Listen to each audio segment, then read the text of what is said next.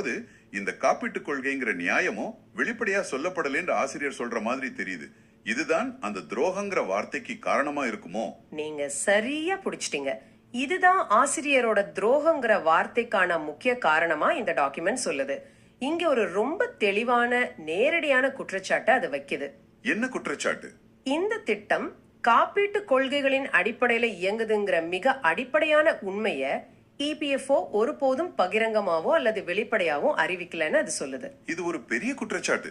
ஒரு திட்டத்தோட அடிப்படை தத்துவத்தையே மறைச்சிட்டாங்கிற வாரம் இருக்கு. ஆமா, இந்த தகவல் மறைக்கப்பட்டதுன்னு நிரூபிக்க இந்த கொள்கை எப்போதெல்லாம் குறிப்பிடப்படலைன்னு இந்த டாக்குமெண்ட் சில முக்கியமான தருணங்களை பட்டியலிடுது.